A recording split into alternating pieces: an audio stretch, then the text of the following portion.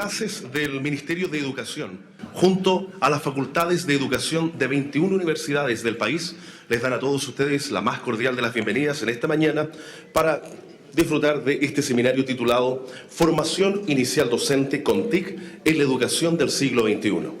Esta actividad es un espacio de discusión y reflexión respecto de la formación inicial y la integración de las tecnologías en la carrera de la educación. Saludamos a quienes nos ven desde nuestra transmisión online a través del sitio www.enlaces.cl. A quienes también, y a ustedes que están acá junto a nosotros, los invitamos a seguir este seminario a través de nuestra cuenta de Twitter, @enlacesmineduc, usando el hashtag FIDTIC, FIDTIC. Agradecemos también la participación de Jesús Gaona y Tamara Aysing, quienes serán nuestros intérpretes en lengua de señas y que ya podemos verlos ya, por supuesto, trabajando para quienes nos ven en la transmisión online. Para comenzar con esta actividad, queremos dejar con ustedes al señor Gonzalo Muñoz Stuardo, quien es jefe de la División de Educación General del Ministerio de Educación.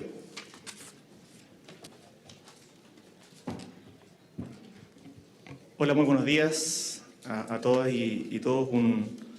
Primero un sentido de agradecimiento a todos los que han formado parte como instituciones formadoras de profesores, ¿verdad?, de esta mesa, de esta invitación y este trabajo conjunto entre el Ministerio de Educación, el programa Enlaces y cada una de las universidades que hoy día están fuertemente comprometidas con potenciar la formación inicial docente en un área que es tan importante, ¿verdad?, como son las habilidades del siglo XXI. Así que, en primer lugar, un gran saludo para ustedes, para todas las instituciones, académicos, profesores encargados de este tema en las universidades. Por cierto, también un gran saludo a los estudiantes de pedagogía. Entiendo que tenemos varios acá presentes, muy afectuosamente también de parte del Ministerio de Educación, a las instituciones, ¿verdad?, públicos y privadas que contribuyen también a este desafío de la incorporación de la tecnología en el proceso educativo y el aporte al mejoramiento de la calidad. Por cierto, a Mariana, ¿verdad?, y a María Angélica también, que van a ser expositoras, ¿verdad?, importantes de este seminario, principales de este seminario. Y por cierto, también al equipo de Enlaces, ¿verdad?, que ha hecho un esfuerzo importante por organizar este importante seminario también. Y especialmente también un saludo muy afectuoso a Marcelo Vera, su nuevo coordinador, su nuevo director de Enlaces del Centro de Educación y Tecnología. Permítanme compartir unas palabras muy breves, pero creo relevantes, al menos para enmarcar el sentido de este seminario y cómo como ministerio vemos la relación y la importancia que tiene no solo la tecnología, sino en particular la formación docente en esta área para, digamos, fortalecer también la vinculación con la reforma educativa. Muchas veces uno, y no es un secreto para nadie, ¿verdad?, que hoy día tenemos una discusión importante que ha sido muy difícil explicar de parte del Ministerio de Educación también los contenidos esenciales de la reforma. Tenemos una discusión nacional legítima que se está produciendo respecto a distintos temas. Y bueno, a veces uno se olvida o va poco al fondo respecto del para qué de estos procesos de transformación. Y lo cierto es que en nuestro país tenemos un desafío amplio de fortalecer lo que nosotros nos gusta denominar como calidad integral, de avanzar hacia una calidad y entender el proceso educativo como un proceso complejo, comprensivo, holístico, que se hace cargo entonces también de las habilidades y de las competencias y las capacidades que nuestros estudiantes y nuestros ciudadanos requieren. Y eso, por cierto, es indisociable de las habilidades, o como le hemos llamado, las habilidades para el siglo XXI. Son parte de la calidad. Cuando uno habla entonces de una reforma educativa que finalmente apunta a fortalecer esa calidad de la educación, a fortalecer los aprendizajes, por cierto, el componente de las habilidades para el siglo XXI y por lo tanto el uso de la tecnología como una herramienta fundamental para aquello es parte de la reforma. Nosotros lo vemos así y voy a tratar de explicar por qué lo vemos así y cuáles son las principales herramientas y principales políticas que vamos a impulsar en los próximos años, esperamos también, y lo hemos venido ya haciendo en esta línea. La reforma educativa se hace cargo de muchos elementos. Nosotros nos gusta presentarlo así, como un ejercicio sistémico, pero en síntesis, al menos nosotros nos gusta presentarlo como dos grandes transformaciones, que responden también a los dos principales desafíos que tiene el país hoy día en el sistema escolar al menos. Primero, modificar las reglas y el marco institucional sobre el cual funciona el sistema educativo. Esto es bien importante y es muy complejo, Cuando uno habla, por ejemplo, de la creación de una ley de inclusión, que lo que hace finalmente es eso, ¿verdad? Es generar condiciones para que finalmente sea el proceso educativo y la calidad lo que verdaderamente importa y no otros fines como el lucro u otros, digamos, ¿verdad? Es muy importante para efectos de la educación escolar. Cambiar la institucionalidad de la educación pública, un proyecto que prontamente ingresaremos al Parlamento, ¿verdad? También forma parte de esas condiciones institucionales que son importantes. No es separado del aula como uno pudiera pensar naturalmente, ¿verdad? No son cosas distintas. Las condiciones institucionales, los marcos sobre los que funcionan los sistemas escolares son muy importantes. Y esa es una parte del desafío que se juega en el Congreso de manera importante, se juega a partir de un programa de gobierno que ha puesto mucho énfasis en esas condiciones estructurales, porque son relevantes para la calidad, porque impactan en el aula, ¿verdad? Las condiciones institucionales, los marcos legales hoy día tienen un efecto concreto en las escuelas. No contar con sostenedores, ¿verdad?, que están a tono también con el desafío educativo es un problema y afecta también entonces la calidad de la educación, el proceso educativo mismo. Pero esta es una primera dimensión de las reformas educativas, que necesariamente, y en el caso chileno sobre todo, tienen que complementarse con lo que a nosotros nos gusta denominar como la agenda de las capacidades. La agenda de las personas, la agenda de efectivamente lo que pasa en la sala directamente, pero también en las condiciones que uno genera, en las capacidades de los profesores, de los directivos, de los sostenedores, para que efectivamente el cambio educativo que requiere un impulso desde esos actores pueda ser posible. Y esas capacidades tienen una agenda que es distinta, que es de largo plazo, por definición, que involucra fuertemente a las facultades de educación, que son los que están formando hoy día a los futuros profesores, también a quienes hoy día aplican y hacen formación continua, a quienes trabajan directamente con establecimientos educacionales, como también universidades y otras instituciones para apoyar el mejoramiento. Nuestro país no tiene solo un problema institucional, lo tiene, por cierto, muy importante, ¿verdad? Un sistema basado en la competencia, un sistema basado en una lógica donde la educación no es un derecho, o no era un derecho, al menos en la educación escolar. Pero eso tiene que ser complementado con una agenda profunda de fortalecimiento de esas capacidades. Y en esas capacidades, entonces, el uso de la tecnología, insisto, las habilidades para el siglo XXI son fundamentales. Es un componente esencial de esto. No son dos cosas distintas. Primero, porque las habilidades del siglo XXI deben ser son parte del currículum. Seguramente seguiremos potenciando esa dimensión dentro de nuestras prioridades gubernamentales, pero al mismo tiempo el proceso educativo mismo, la gestión directiva, la gestión docente, mientras más acompañada es en el ámbito tecnológico y con estas habilidades, también puede ser un tremendo aporte al proceso educativo.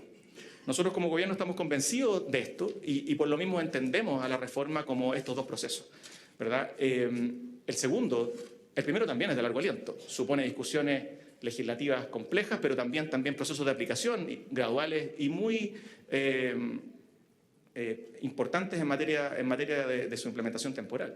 Pero el desafío de las capacidades es el más importante que impulsa Chile. El techo de cada sistema educativo son sus capacidades, no son sus leyes, son sus personas. Y por eso es esa fuerza que tenemos que hacer y en ese sentido el esfuerzo que están haciendo estas universidades, que está haciendo Enlace, que están haciendo otras instituciones públicas y privadas es muy relevante también.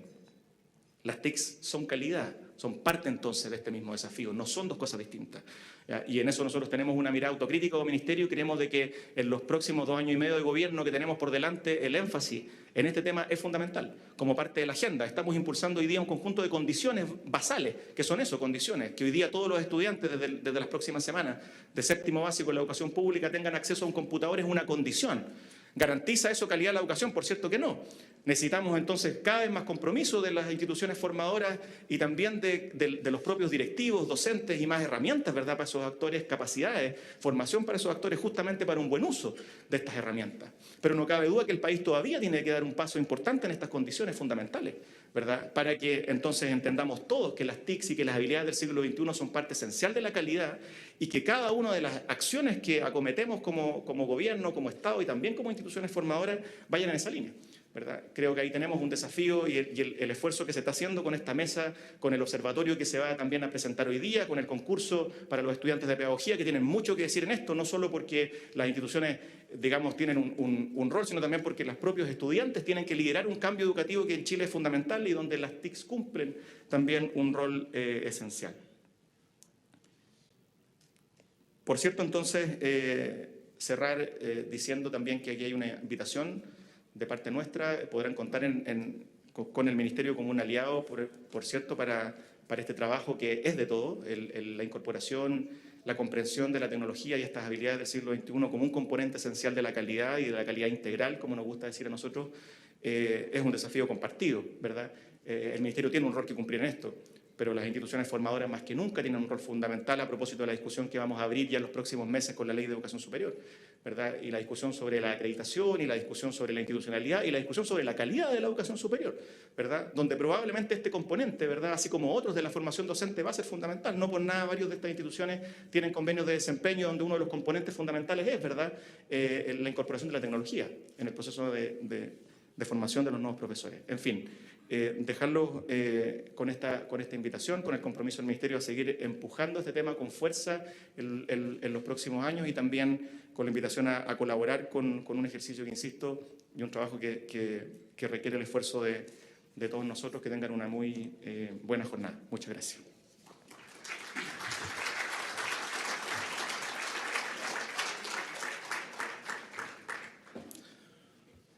Queremos agradecer las palabras que dirigió para todos nosotros el jefe de la División de Educación General del Ministerio de Educación, don Gonzalo Muñoz Estuardo.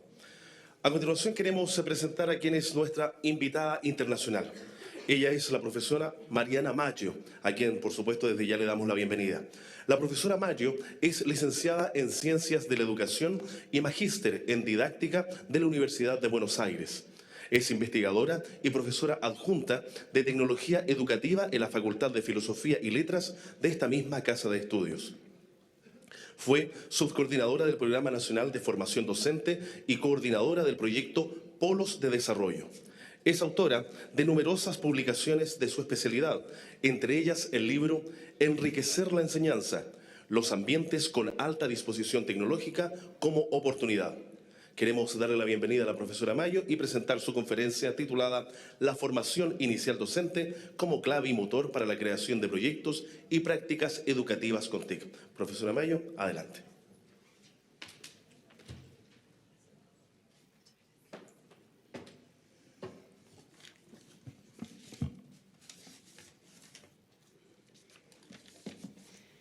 Buen día, muchísimas gracias.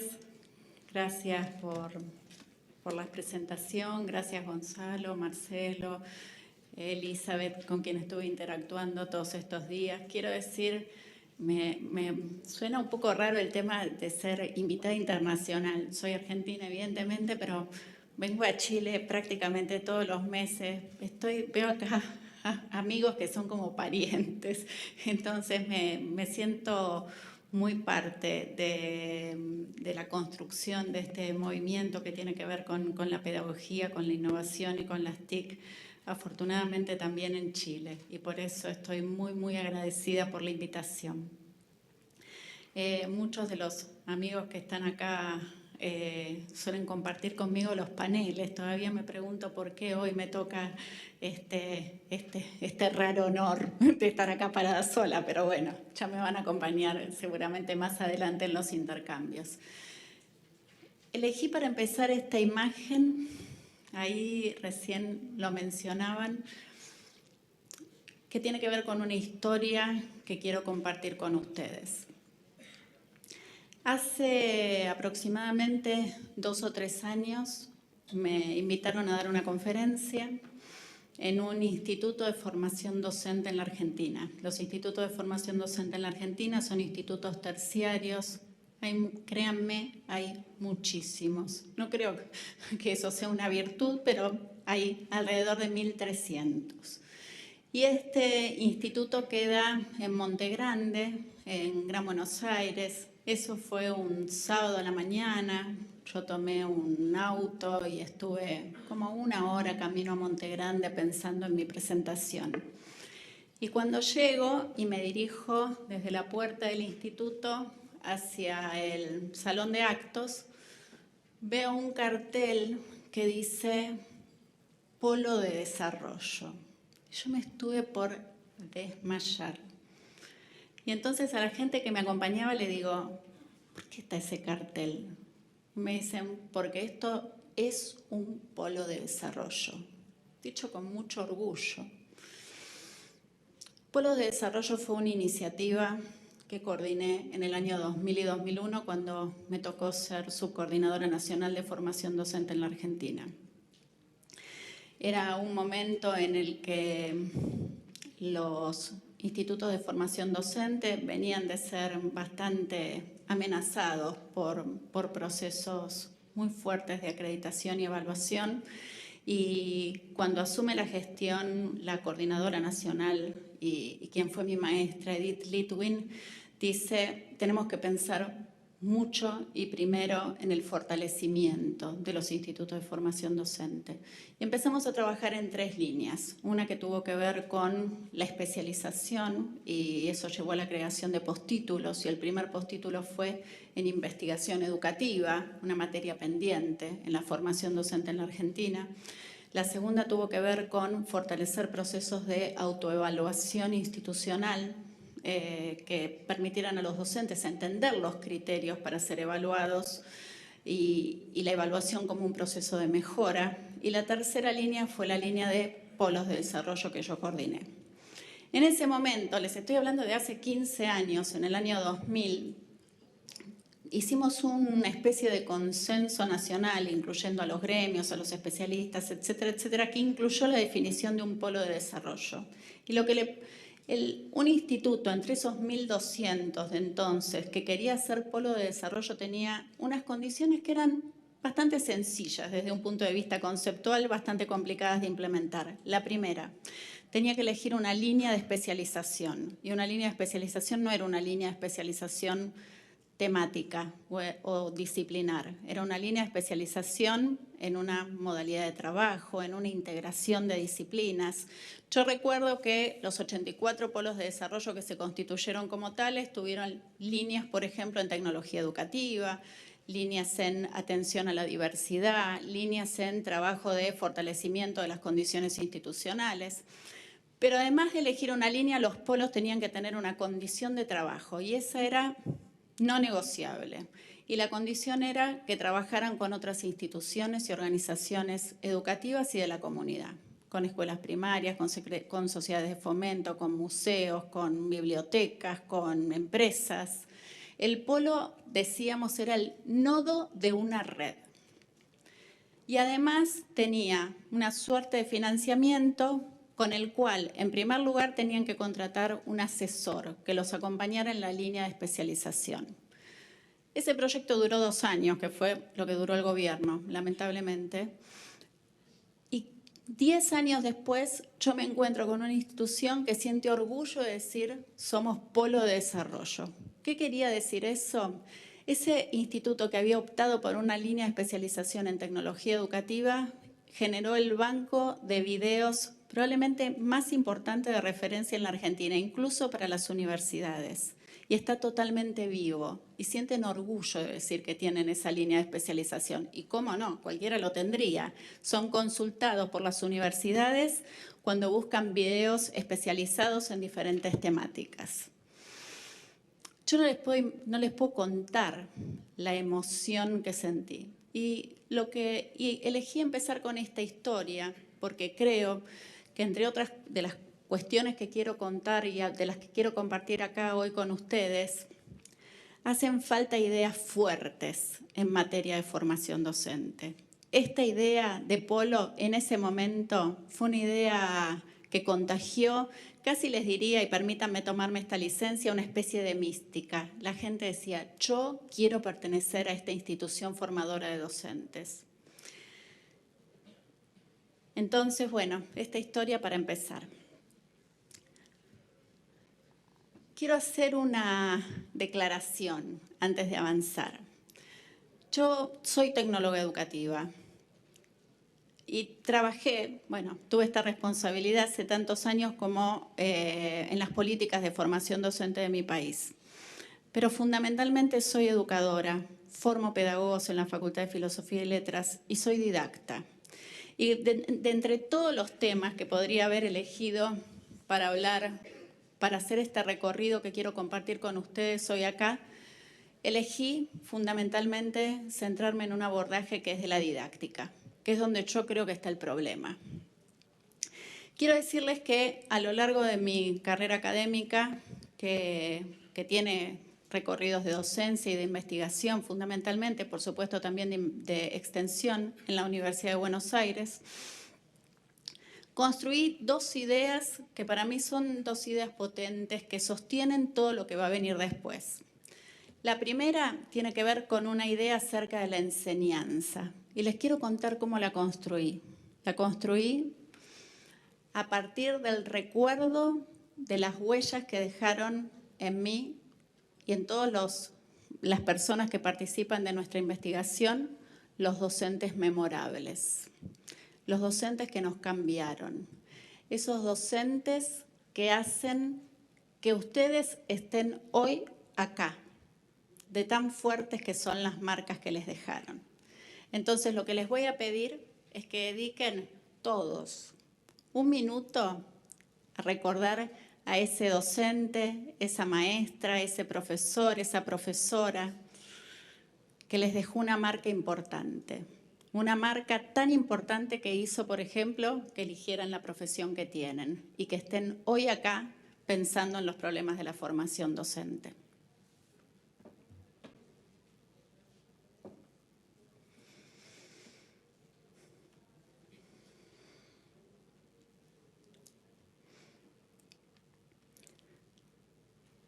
Es un homenaje, ¿no? También este silencio. Cuando trabajamos en la rememoración de los docentes memorables, yo construyo a partir de la investigación una idea que tiene que ver con la enseñanza poderosa. Y quiero marcar ahora en este momento algunos rasgos de la enseñanza poderosa. La enseñanza poderosa es aquella que ocurre en tiempo presente, es una construcción para hoy. Y yo muchas veces suelo decir a los docentes, no es la clase que dimos hace 5 años, por mejor que haya sido, no es esa clase. La enseñanza poderosa tiene que ver con la actualidad del campo. Y este es un desafío tremendamente difícil en un punto. Si lo que estamos enseñando es matemática, la noción de matemática que estamos enseñando debería corresponder a los debates actuales del campo. No debería corresponder a los debates de hace 10 años, 20 o 30. Si corresponde al pasado de la disciplina, entonces deberíamos hacer una perspectiva histórica de la disciplina. Pero la enseñanza poderosa ocurre en tiempo presente y tiene que ver con la actualidad de un campo. A veces decimos, bueno, ¿esto para todos los niveles del sistema educativo? Sí, para todos los niveles del sistema educativo. La enseñanza poderosa tiene una construcción que es original. Lo que hemos visto, reconstruyendo esas historias de docentes, es que la enseñanza poderosa es creativa en su diseño. Y fíjense por dónde elegí empezar esta presentación, por un relato. Normalmente las clases empiezan por la secuencia explicativa. El docente explica, el alumno aplica y verificamos que parece que aprendió a través de la verificación. Todos los que son docentes y están a cargo de cursos saben que eso es muy frágil, que cuando uno va y le pregunta al año siguiente al alumno si lo recuerda, dice no, nunca me lo enseñaron. Yo calculo que eso pasa en toda Latinoamérica, por eso aplica en este caso. La enseñanza poderosa nos conmueve, nos deja una marca, hace que sigamos pensando en esa clase 3 décadas después. Entonces, esa es la primera noción que quiero compartir con ustedes, que sostiene parte de los constructos que voy a presentar a continuación. La otra es la idea de inclusión genuina. Cuando hablamos de tecnología, todos sabemos los esfuerzos que hemos hecho a lo largo de las décadas, podríamos decir de la década del 30, del 40, del siglo pasado en adelante, por incluir tecnología en educación. En mi trabajo de investigación, lo que pude reconocer es que los docentes que incluyen tecnología de manera espontánea, sin que los obliguen, sin que sea la moda, sin que los estén presionando, sin que les digan te vamos a evaluar si usaste o no usaste, son los que entienden el sentido de las tecnologías de la información y la comunicación, son investigaciones de la última década, para la construcción del conocimiento contemporáneo. Son los docentes que dicen, yo no puedo no poner tecnología porque si no la pongo entonces ya no enseño lo que tengo que enseñar, porque la construcción del conocimiento en esta disciplina hoy se hace con tecnología, la construcción especializada, la investigación. Entonces, si la saco, ya no es un problema de si queda más vistoso o menos vistoso. Es un problema de recorte curricular. No estaría enseñando lo que tengo que enseñar. Entonces, enseñanza poderosa e inclusión genuina, construida con evidencia empírica. Quiero decirles por qué esta presentación en blanco hasta acá. Fíjense la estructura que llevo recorrida desde que empecé hasta acá. Tengo primero un relato, mi visita al Polo de Desarrollo de Monte Grande o al Instituto de Formación Docente de Monte Grande. Después tengo un ejercicio de rememoración, recordemos a los docentes memorables. Y ahora tengo una prueba de evidencia empírica, lo que dicen los docentes cuando los entrevistamos en materia de investigación. Estos tres componentes, de nuevo, un relato, una rememoración, una evidencia empírica, construyen una articulación conceptual que podría haber sido presentada de otra manera. Eso es hacer didáctica. Y para tomar esas decisiones didácticas hace falta entender acerca de las teorías, de las prácticas, las teorías acerca de las prácticas de la enseñanza. Y eso puede ser con tecnología o sin tecnología. Y casi les diría que en esta construcción hay algunas cuestiones que son de profunda raigambre epistemológica. Dome, te lo dedico, el componente epistemológico de la charla. ¿Por qué? Porque cuando uno dice, no empiezo por la explicación y después doy un ejemplo de algo que dije conceptualmente, sino que hace una trama, donde en la trama hay relato, hay recuerdo, hay evidencia empírica y hay otras cuestiones que van articulando la teoría, de lo que se separa es no solamente de la secuencia enseñar, aplicar, verificar, propia de la didáctica clásica, sino que se separa también en un modo, para mi gusto, bien interesante, del positivismo propio de la ciencia moderna que marca la didáctica clásica y que cree que las cosas primero se explican y después se comprueban. Ese modelo que prima en la formación es el que nos está condenando de alguna manera al pensamiento frágil, al conocimiento que se olvida y me permito decir desde mi perspectiva también a los malos resultados. Por supuesto que los malos resultados cuando uno pone mucho coraje mejoran, aún en estas visiones de la secuencia de la pedagogía clásica, pero mejoran 1 punto, 2 puntos, 3 puntos en la evaluación que se tome como referencia y uno no sabe en definitiva si mejoraron porque uno hizo algo muy bien, algo muy bueno desde el punto de vista pedagógico o porque mejoró el Producto Bruto Interno y la gente come mejor. Es muy difícil saberlo, se ríe Ignacio. Voy a empezar ahora, entonces, a recorrer una presentación de otras características, después de haber tomado una posición a la que seguramente voy a volver, pero que tiene que ver con lo epistemológico y que tiene que ver con una discusión profunda que necesitamos hacer respecto del sesgo clásico de la mayor parte de las propuestas que ocurren en la escuela. Me voy a caer en cualquier momento. Para empezar esta presentación, de nuevo, entonces, quiero contar otro caso. Esto, se perdió. Se lo desenchufé. Bueno, no importa, puedo contar igual. Quiero contar, y ahora verán una foto, de esta escuela. Esta es una de las escuelas que identificamos como escuela showcase en los programas académicos de Microsoft en educación que tengo el gusto de coordinar en Latinoamérica. Esta escuela es la escuela NAVE de Río de Janeiro. Es una escuela de gestión estatal, es una escuela pública, con mucho apoyo. No es una escuela pública de una de las que uno dice se repite mucho, es una escuela pública con mucho apoyo de una organización no gubernamental que se llama Hoy Futuro. Estuve hace unos meses en esta escuela y me sorprendió desde todo punto de vista. Esta es una alumna de la escuela que está saliendo en la televisión contando el proyecto que llevan adelante en la escuela. Y ustedes dicen, bueno, ¿por qué está en la televisión? El proyecto era tan bueno que la directora, el día que lo presentaban, decidió llamar a la televisión. El proyecto consistió en que los alumnos generaran aplicaciones, juegos que están en los stores de los teléfonos celulares basados en la obra de un poeta local. Eso es lo que están presentando ahí. Es una escuela donde una parte de la carga horaria está dedicada a lo que uno podría decir el currículum básico y la otra tiene 3 líneas de trabajo, una en multimedia, una en guión y otra en programación.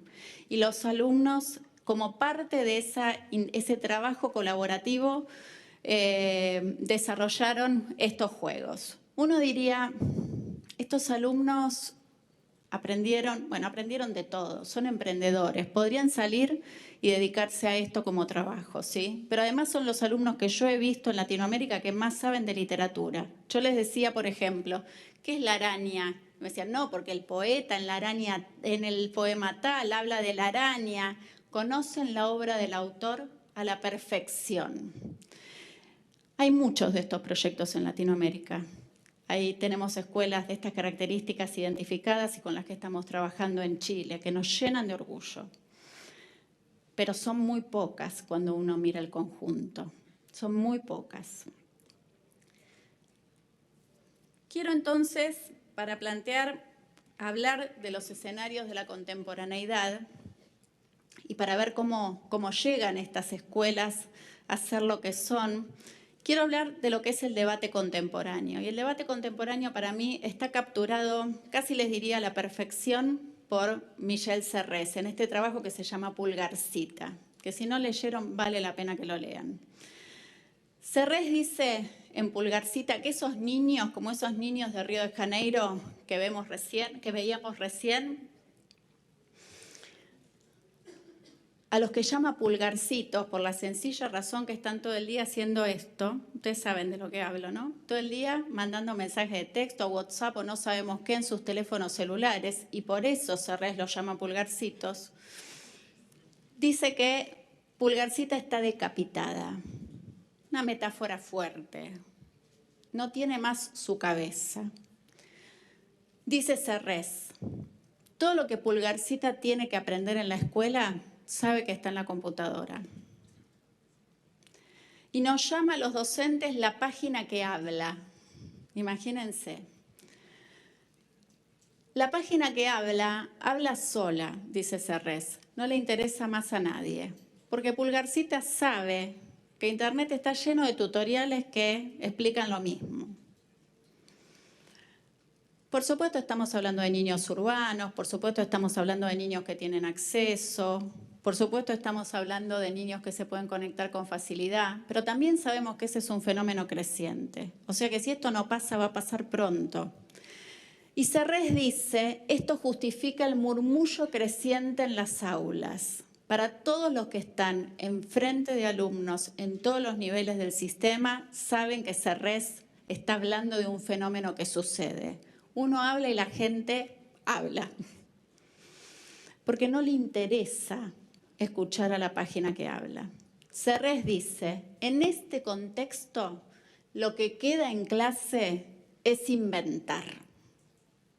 Y lo que yo creo que han hecho maravillosamente en la escuela Nave es eso, es inventar.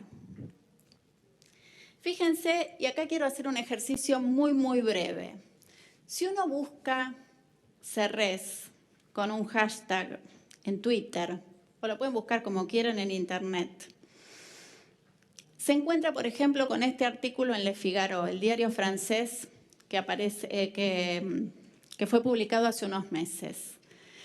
Este artículo en Le Figaro está publicado en ocasión de cumplirse el 3er aniversario de la edición original de Pulgarcita. Entonces ya no es Pulgarcita, es Serres hablando de Pulgarcita, y lo van a encontrar hablando de Pulgarcita en un video maravilloso también, 3 años después, para Le Figaro. Fíjense lo que implica el conocimiento en la contemporaneidad desde esta perspectiva.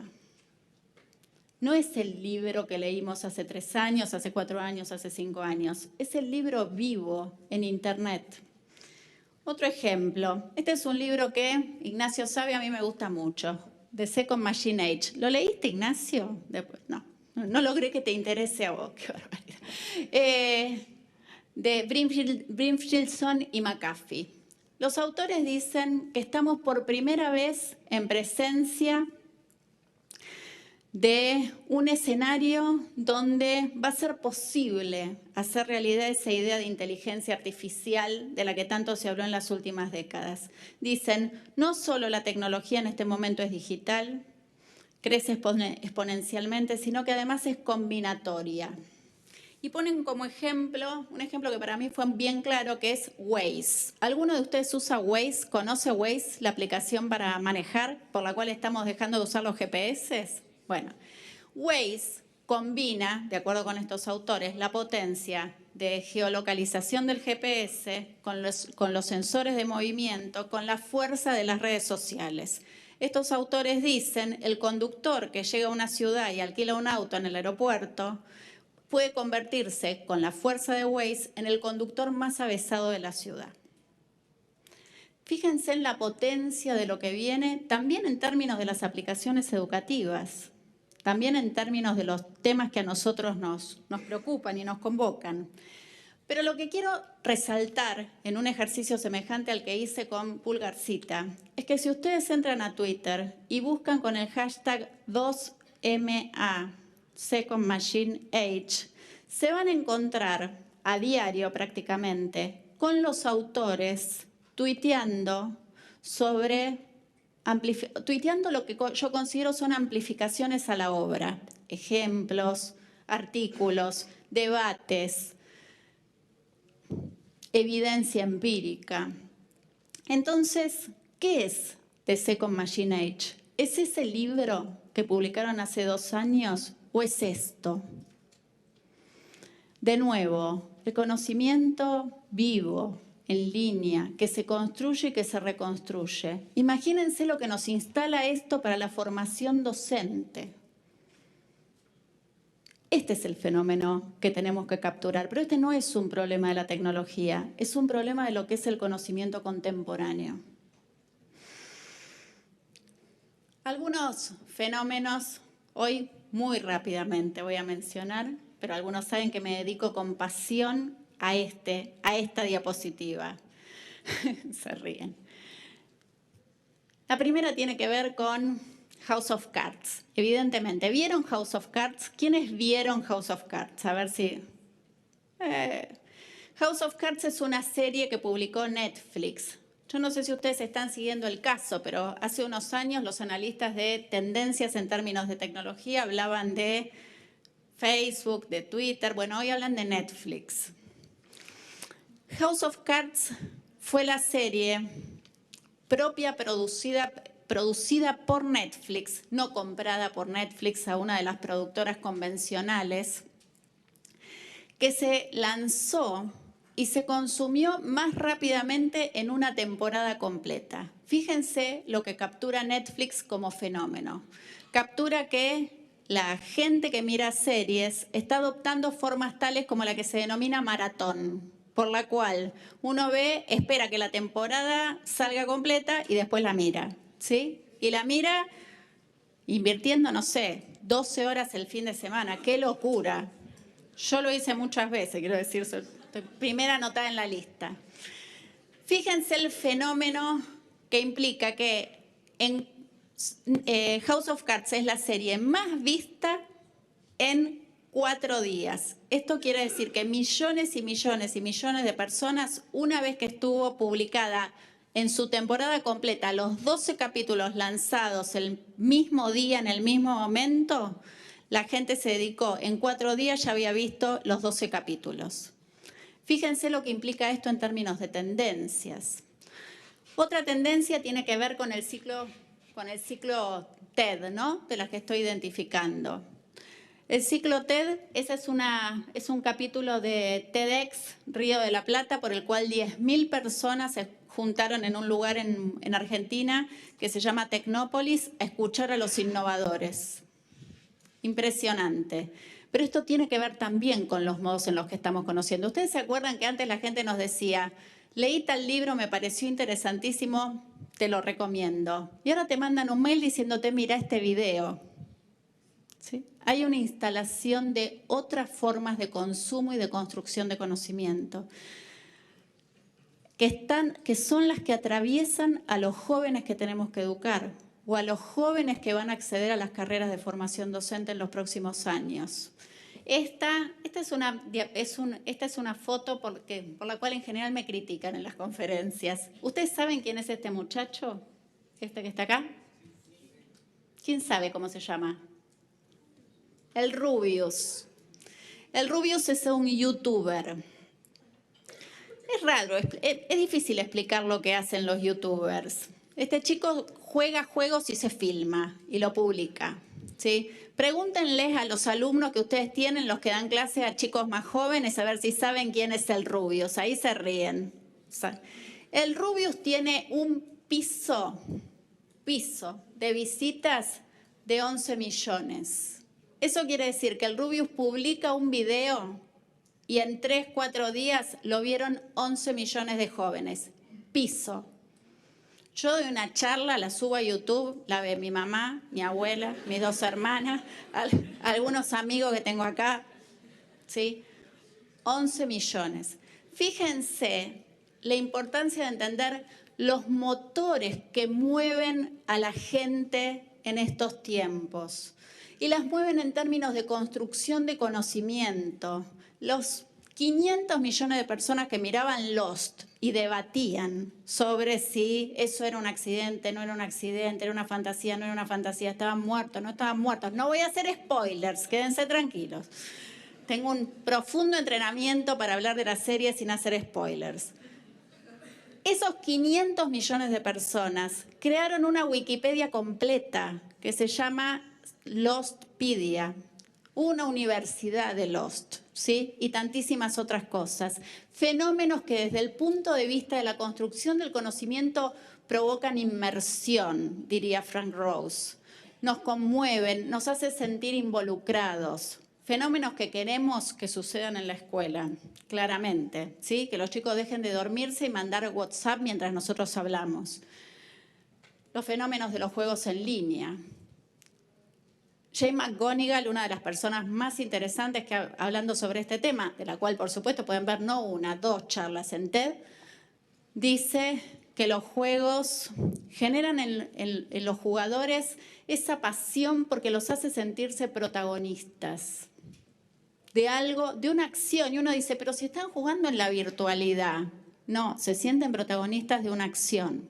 Yo tengo entrevistas tomadas a alumnos reales del sistema educativo preguntándoles cuántas horas por día juegan.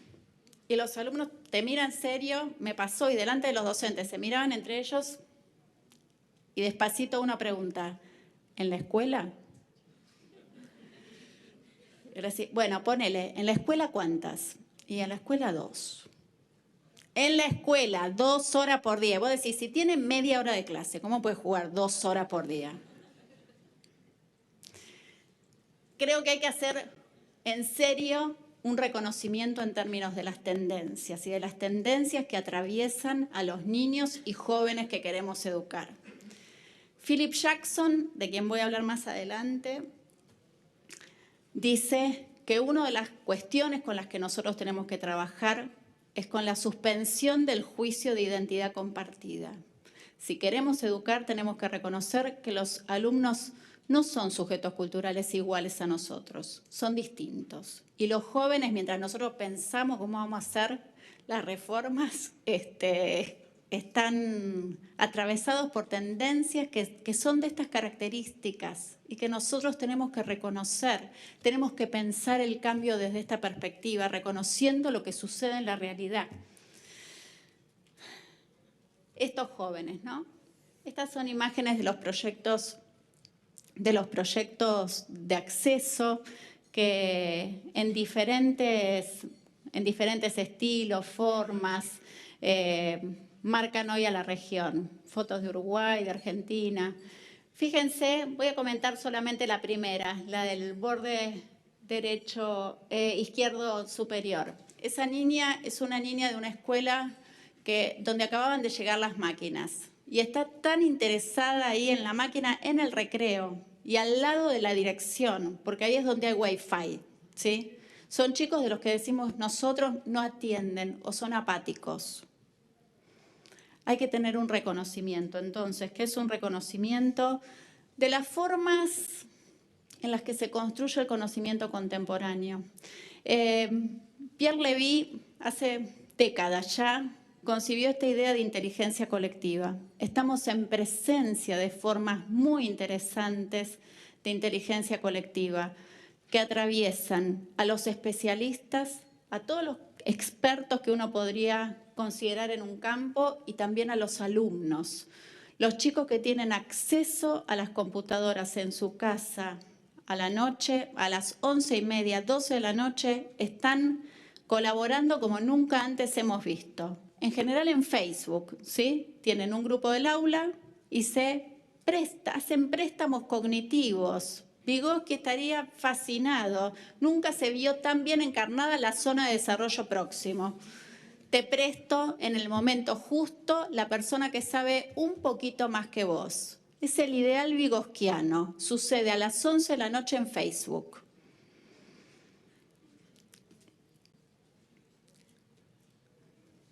Hay entonces hasta acá dos componentes que quiero subrayar. Uno que tiene que ver con quiénes son los sujetos culturales que educamos. Y el otro con cómo se construye el conocimiento en los campos. Si yo quiero entender hoy el debate en términos de tecnología, tengo que leer The Second Machine Age, pero además puedo seguir a los autores y saber lo que piensan hoy. Ese para mí es el desafío que tenemos en términos de la formación. Es uno de los principales y tiene que ver de nuevo con el conocimiento, que tiene que ver con el conocimiento contemporáneo. Si nosotros no reconocemos y trabajamos con ese desafío, esta es como mi peor pesadilla. Esa es una foto de la Facultad de Filosofía y Letras donde yo doy clase todos los lunes de 5 a 8. Y mi pesadilla es que esté así, vacía, que la gente crea que se puede educar mejor por internet porque le enseñan mejor matemática en Khan Academy que lo que se lo enseña a su profesor. Entonces, creo que el desafío tiene que ver con cómo encarnar las aulas, querer que los alumnos vengan corriendo al aula y se queden y sepan que ahí sucede lo mejor que les va a suceder en la vida.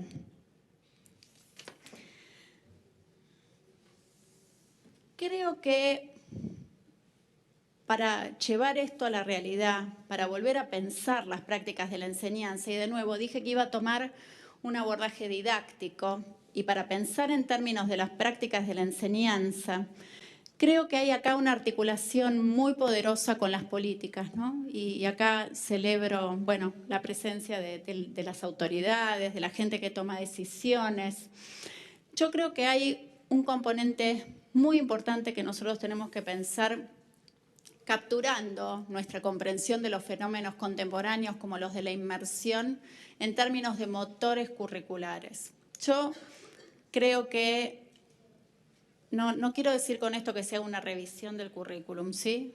No lo diría prácticamente en ningún caso. Creo que esos son momentos de síntesis que van ocurriendo, como dice Alicia de Alba. Pero creo que hay que hacer interpretaciones curriculares que nos permitan entender dónde están esos motores narrativos que sostienen la construcción a partir de un relato. Creo que hay que recuperar, como dice Jerome Brunner, la fuerza de la narración en la construcción del conocimiento.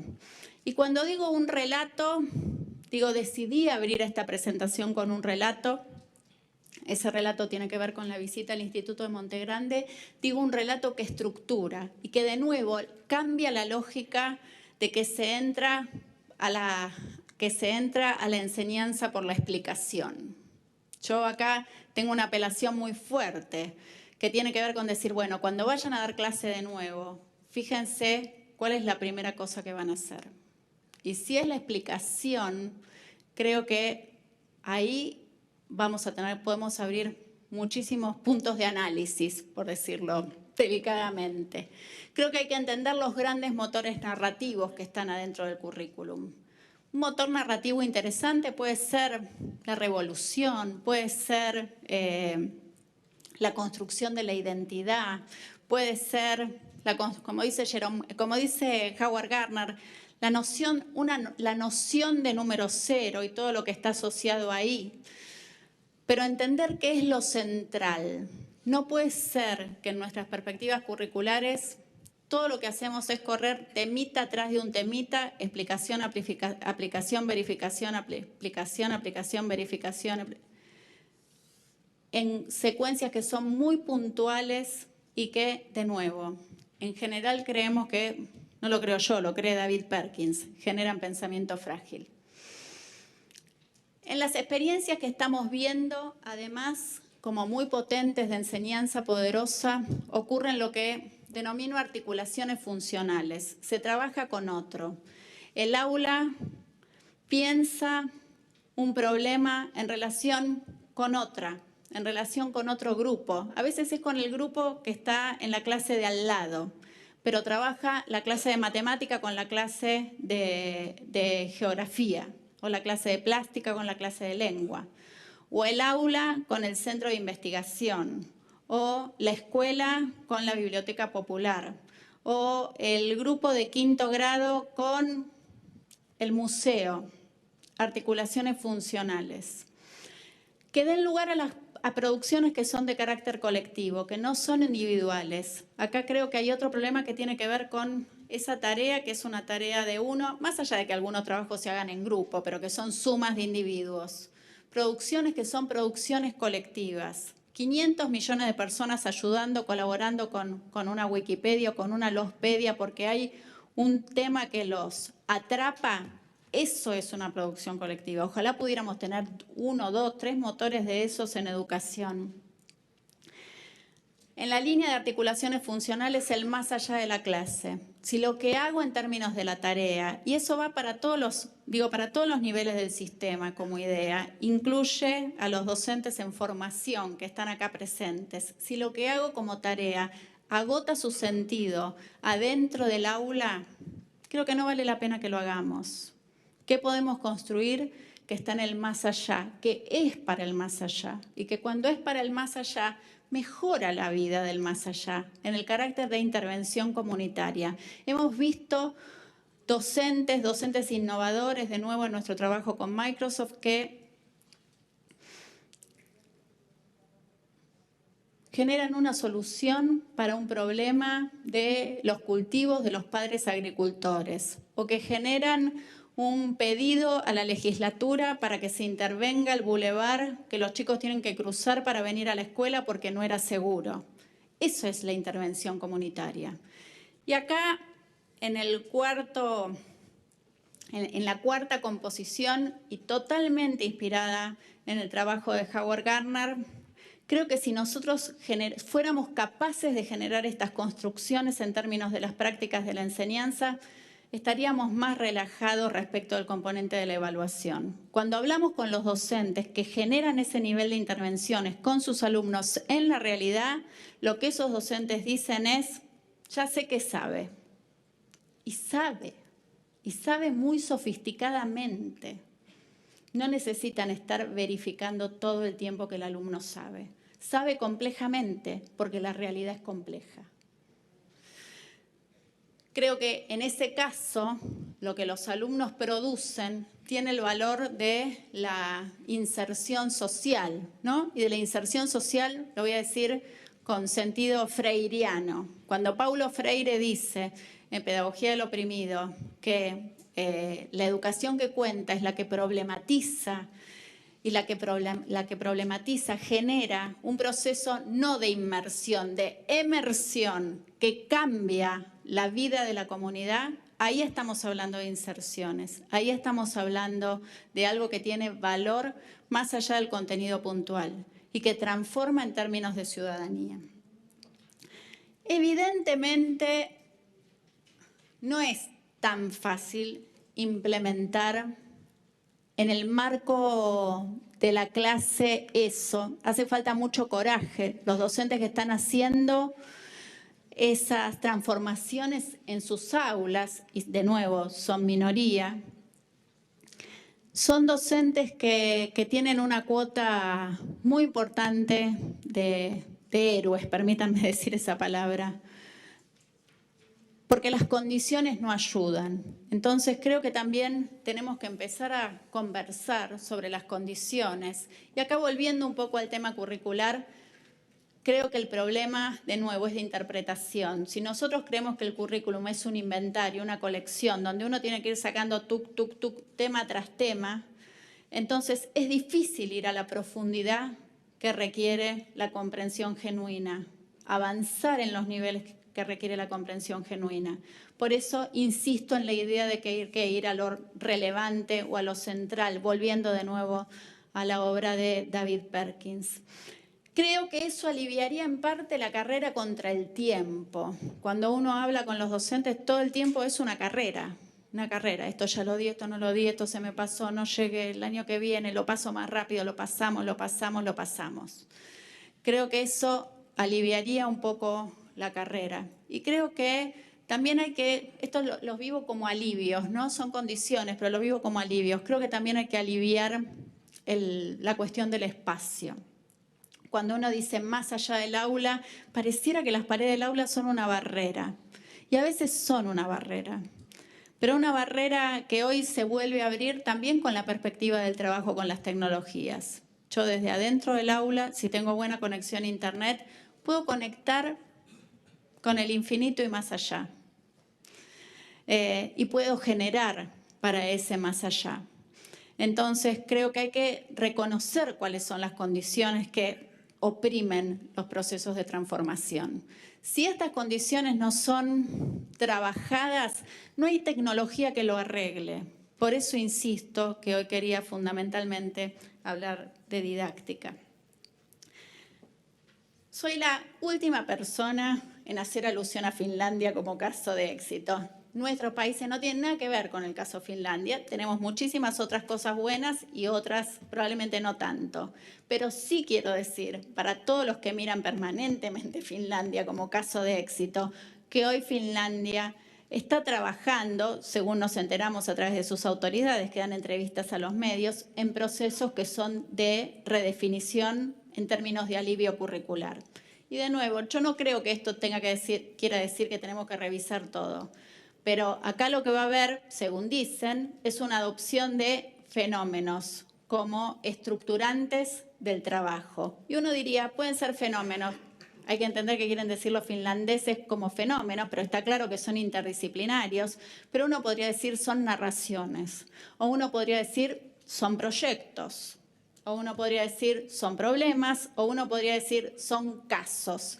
Pero fíjense que hay una alteración que tiene que ver, de nuevo, con pensar qué es lo que estructura, que no es la explicación conceptual desde una perspectiva clásica. Interesante, vamos a ver qué se traen los finlandeses. Yendo entonces al corazón de la cuestión que tiene que ver con la formación docente inicial, quiero compartir estas ideas. Eso que ven ahí no es una oficina de una empresa, es la Escuela Nave de Río de Janeiro, de la cual ustedes en primer lugar vieron las fotos de la estudiante hablando en la televisión. Esa es una foto, es una imagen de la escuela. Y es una escuela donde el diseño va más allá de la práctica de la enseñanza como tal y atraviesa el espacio a lo que me acabo de referir. Pero lo atraviesa en serio, lo atraviesa con una redefinición potente. Yo creo, eso evidentemente requirió una inversión. Yo creo que hay que empezar a pensar en el rediseño de los espacios en serio. Y uno puede pensarlos muy modestamente, poniendo, por ejemplo, las sillas y sentándonos en el pasillo, estaríamos haciendo un flor de rediseño. Y seguramente la dinámica que estamos teniendo sería completamente diferente. Ni les digo el lío que le haríamos al hotel, vendrían a echarnos. Pero bueno, vamos a evitarle ese problema a la organización. Pero imagínense el efecto que tiene el diseño en términos de cómo construimos el conocimiento. Yo creo que esta es la primera cuestión en la que hay que pensar. Hay que pensar en la práctica de la enseñanza como un acto de creación. Y para la formación, este debería ser, desde mi punto de vista, el punto de partida. O sea, los docentes en formación que están acá, ¿cuántos de ustedes son alumnos en este caso? Cursando un montón. Bueno, qué suerte que estén acá. Lo que deberíamos estar haciendo con ustedes, y seguramente en muchos casos lo estén haciendo, y eso remite a la práctica de ustedes como alumnos de la formación, a la vivencia de ustedes como alumnos de la formación y a las prácticas que van a generar en términos de docencia. Lo primero que hay que hacer, desde mi punto de vista, es pensar en un diseño, en una creación que vaya más allá de la secuencia clásica. Podemos empezar por los fenómenos, los problemas, los proyectos, los casos, las narraciones, por donde quieran. Pero empezar a pensar la secuencia desde una perspectiva de creación. ¿Sabemos cuál es la mejor? ¿Sabemos qué hace el Rubius para tener 11 millones de visitas en 4 días? No, pero tal vez deberíamos verlo. Creo que tenemos que empezar a pensar en formatos alternativos. En estos días miro con mi hijo tiene 19 años, una serie, cuando no, después me critican, una serie que se llama Rick and Morty. Rick and Morty. Es una serie de dibujos animados. Es una serie con el formato más alternativo que yo haya visto en mucho tiempo. Son unos viajes espaciales donde hay tiempos paralelos, sujetos clonados, unas cosas de locos. Y yo lo miro y digo, toda la didáctica que aprendo, todas las alternativas que tenemos. Imagínense esta presentación hasta acá planteada en una secuencia completamente diferente. Por ejemplo, estructurada a partir de un capítulo de Rick and Morty. Me voy a bajar. Me van a escuchar. Cuando estoy haciendo lo que estoy haciendo acá, al mismo tiempo puedo estar haciendo, se escucha, dice, gracias. Podría estar haciendo otra cosa. Podría haber estructurado esta presentación desde el capítulo de una serie y también sería muy potente. Hacerlo o no hacerlo son decisiones que tomo como didacta. Y todo el tiempo implican que yo piense en términos de hipótesis, que genere hipótesis que son hipótesis acerca de las prácticas de la enseñanza. ¿Qué hace uno con lo que crea? Lo implementa. Y a veces se equivoca, ¿sí? Uno trata de no equivocarse cuando es docente, pero a veces se equivoca. Y cuando se equivoca, lo importante es que puede dar cuenta explícitamente de esto con sus alumnos e ir analizándolo como objeto. Imagínense en términos de la formación docente. No hay objeto que no sea analizable. Y eso atraviesa todas las prácticas que nosotros hacemos con tecnología. Mi maestra Edith Litwin le llamaba eso el metaanálisis de la clase. Implicaba que uno podía correrse y en un nivel metaanalítico observar y volver a reconstruir teóricamente ese objeto que acababa de ocurrir, que era la clase, que era la práctica que había creado. Para hacer el metaanálisis de la clase, uno tiene que tener categorías que son categorías didácticas. Entender, por ejemplo, lo que implica poner una cosa en un lugar u otra. El impacto que tiene en términos cognitivos. Esa intervención donde se crea, se interviene, se mira, se documenta. No debería haber hoy práctica de la enseñanza que no estuviera documentada y se reconstruye teóricamente, es el ejercicio para mí central de la formación docente inicial. Y poder dar esos elementos que son metaanalíticos, que tienen que ver con la teoría acerca de las prácticas de la enseñanza para poder mirar y recrear. refiriéndome por un segundo al tema de la documentación. Nosotros estamos siendo documentados por los alumnos. Todos los que dan clases se dan cuenta. Los alumnos sacan fotos de los pizarrones, graban las clases, están transmitiendo mientras nosotros estamos hablando. Cuando hay conectividad, cuando hay dispositivos, y los dispositivos pueden ser celulares, los alumnos están documentando.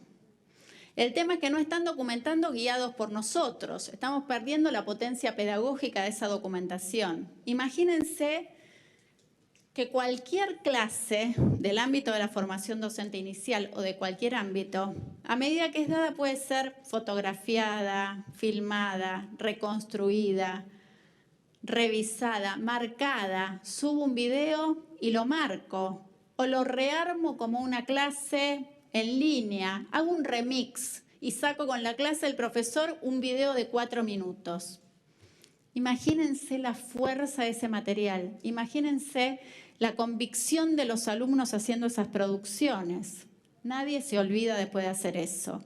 Y ahí sí, la tecnología es una parte indisociable de la construcción de conocimiento, para la creación, en la fase de intervención, en la fase de documentación y en la fase de reconstrucción, porque la reconstrucción didáctica, para que sea buena, opera con evidencia empírica acerca de las prácticas. Y nunca tuvimos mejor oportunidad para tener evidencia empírica acerca de las prácticas que las que tenemos hoy gracias a la tecnología. En este momento, yo dirijo una maestría en tecnología educativa en la Universidad de Buenos Aires. En este momento está ocurriendo el seminario número 4. Quien está a cargo del seminario número 4 es la doctora Lila Pinto, que es una argentina que vive en México. El seminario es un seminario sobre pensamiento de diseño. Y acá capturé una imagen del grupo de Facebook. Pero sería interesante hacer la experiencia de navegación. Este seminario lleva 10 días, ¿sí? No tenemos a los alumnos acá hace 7 años. Este seminario lleva 10 días. Y en 10 días yo miraba allá a la noche, estos alumnos revisaron prácticamente desde una perspectiva de diseño todos los lugares donde educan y donde viven, generando miradas alternativas, pensando en términos de la intervención de esos espacios.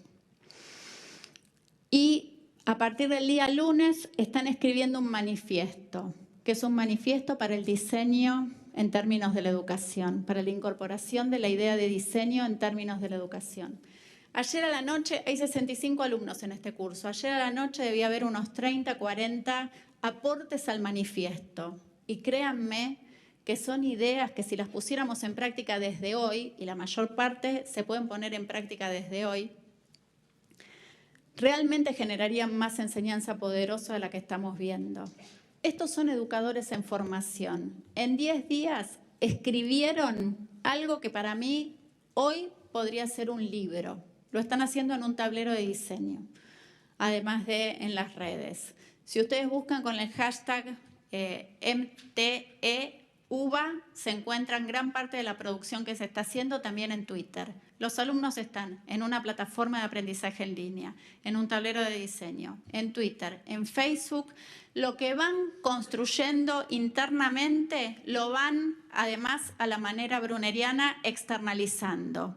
Y todos van opinando en un gran ejercicio de construcción colectiva. Yo les aseguro que en 20 días, cuando este seminario termine, nadie va a ser igual a cuando había entrado. Para mí eso es enseñanza poderosa, pero además esa es enseñanza poderosa que no está quedando adentro del curso. Es enseñanza poderosa que está en las redes. La gente dice, esta idea que vos tenés en tu manifiesto, yo la tengo en práctica en mi escuela, en tal ejemplo. Eso va configurando algo que para mí es totalmente crítico en términos de la formación, y es tener la experiencia del trabajo con la tecnología, de la producción colectiva con tecnología y de la producción colectiva con tecnología externalizada, afuera del aula, a la manera de la inteligencia colectiva. Es muy difícil. Primero que si no hiciéramos esto en la formación estaríamos perdiendo una oportunidad inmensa, pero es muy difícil si no tenemos esta construcción hecha a la hora de formarnos, todo el proceso que sigue después y el proceso que le cabe al Estado después, que se pasa capacitando a los docentes en el uso de la tecnología. La tecnología siempre cambia, con lo cual sí es una rueda imparable. Seguimos capacitando en el último aplicación, el último recurso. Imagínense la situación de la gente que construye conocimiento como colectivo en ambientes tecnológicos. Y los ambientes tecnológicos que usemos tienen que ser sólidos, tienen que sostener los procesos de construcción colectiva, tienen que ser confiables, tienen que ser totalmente seguros cuando estamos hablando de niños pequeños, tienen que tener definitivamente la presencia de los adultos mayores, ¿sí? Acompañando los procesos de los niños, porque además esa es la manera en que los niños aprenden lo que tienen que aprender. Si no están entreteniéndose, jugando, etcétera, etcétera, que está muy bien, pero lo que necesitamos es que las finalidades educativas se cumplan. Lo que necesitamos es ofrecer una formación de calidad.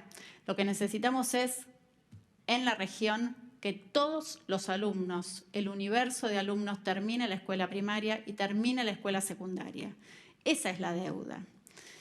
Y en términos de esa deuda, que es la única que va a garantizar las mejores oportunidades en el acceso al nivel superior y las mejores oportunidades laborales, lo que tenemos que capturar es el espíritu, el aire, los modos de construcción del conocimiento en la contemporaneidad. Yo creo que prácticas como esta y como tantísimas otras, partiendo de la Escuela de Brasil, lo capturan. Pero el tema es que no es un movimiento general. Y si nosotros no resolvamos esto desde la raíz, y la raíz tiene que ver con la formación inicial, siempre luego vamos atrás del problema, viendo cómo lo podemos arreglar con capacitación.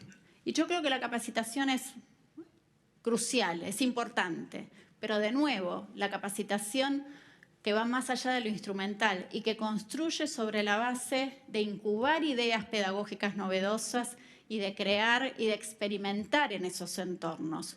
Yo creo que el problema de la tecnología y la educación, que llevamos décadas sin resolver, creo que ya no tengo más tiempo, pero Larry Cuban, hace muchos años, en un libro hermosísimo que se llama Oversold and Underused, que es algo así como sobrevendido y poco usado, habla del fenómeno, del ciclo que se repite.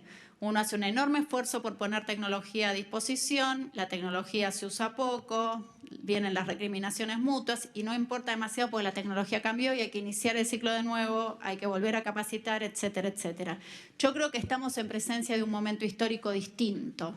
Es un momento histórico en el que CERRES advierte: lo que hay que cambiar son las prácticas de la enseñanza, si no, pierden sentido. Lo que queda es inventar. Y lo que queda es inventar para que la gente que esté en clase esté ahí conmovida, se quiera quedar, la esté pasando bien, aprenda lo que tiene que aprender para ser un ciudadano pleno y termine la escuela secundaria. Y eso implica poner a la escuela en sintonía con los modos en que el conocimiento se construye en la contemporaneidad. Modos donde con la tecnología se vive, se experimenta y fundamentalmente se crea. Yo creo que eso hace de la docencia un lugar mucho mejor, un lugar donde, sobre todo dedicado a todos los alumnos que están acá, que van a ser docentes, sientan que es el mejor lugar donde estar. Yo soy docente hace 25 años, tengo un profundo orgullo. Mi mejor día de la semana es el lunes, porque es el lunes que doy clase. Y eso es porque en ese espacio de esa clase, cada vez que voy y pongo este cuerpo, es para contar algo nuevo, para hacer un experimento, para crear. Y toda esa experiencia sigue durante toda la semana con los alumnos que escriben en Facebook en general y dicen: profesora, me quedé pensando en tal cosa, leí tal cosa, ayúdeme con esto. Quiero entonces cerrar, y dije que iba a volver a hablar con Philip Jackson. Philip Jackson, que se publicaron en castellano 3 obras de él: La vida en las aulas, Práctica de la enseñanza y Enseñanzas implícitas, y que para mí es uno de los pilares del pensamiento pedagógico y didáctico contemporáneo, murió en Chicago hace unos 10 días. Nos deja como legado la idea de docente transformador, el docente que es capaz de cambiar la vida de una persona. En este libro, Enseñanzas Implícitas, escribió ya hace algunos años, pero creo que hoy más que nunca estas palabras tienen sentido. Me siento agradecido por haber sido docente. Disfruté la vida que esa condición hizo posible. Y no estoy hablando aquí de los privilegios que trae ser profesor universitario, ciertamente disfruté también de ellos, sino más bien de los placeres cotidianos que brinda la tarea de enseñar y trabajar con estudiantes. Tengo la corazonada, ¿puede ser acaso algo más que eso? De que no solo soy una persona diferente de la que habría sido si nunca hubiese enseñado. También soy una persona mejor. En suma, creo que la enseñanza me mejoró. Y lo hizo, si mi corazonada es correcta, exigiéndome desempeñar un rol que por costumbre implica una cantidad de obligaciones morales. Por supuesto, no hay ninguna garantía de que la realización de tales obligaciones tenga como consecuencia un mejor realizador. Pero si Aristóteles estaba en lo cierto, a menudo lo estaba. No hay manera mejor de inculcar la virtud y hacerla hábito que insistir en obrar virtuosamente. La enseñanza, como yo la experimenté, ofrece a la persona virtuosa una multiplicidad de oportunidades de actuar. Yo creo que educar en el tiempo en el que nos toca vivir es lo mejor que nos podría pasar. Creo que educar en un momento donde uno puede encontrarse con los autores de los libros en vivo y dialogar con ellos gracias a la tecnología, es un ejercicio que no tuvieron, es un privilegio que no tuvieron las generaciones anteriores, más que en ocasiones muy esporádicas. Construir con otros, construir los alumnos de la formación docente de Chile, con los de Argentina, con los de Bolivia, con los de España o con los de China. Un proyecto compartido que haga que millones de personas se sientan atraídas a saber más, es un momento increíble en términos de la historia de la humanidad. Lo que tenemos que hacer es poder capturarlo. Ese es el desafío. Y ese desafío, de nuevo, desde mi punto de vista, tiene que ver con la práctica de la enseñanza como tal. Yo no creo que los docentes tengamos que acompañar a los alumnos mientras hacen las cosas que hacen con las tecnologías.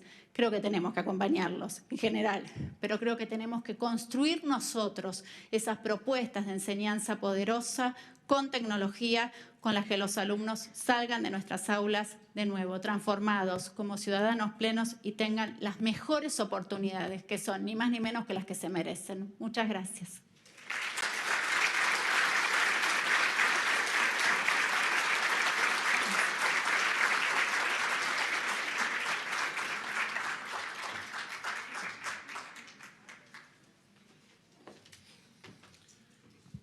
La formación inicial docente como clave y motor para la creación de proyectos y prácticas educativas con TIC.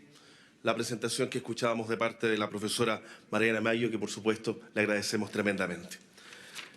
Queremos recordar a ustedes que este seminario se extenderá hasta aproximadamente las 12:30 del día y donde cada uno de ustedes podrá recibir un certificado con su asistencia. En lo inmediato les invitamos a disfrutar de un café, compartir las apreciaciones de esta última presentación y nos reunimos en 20 minutos más de manera puntual acá en el salón.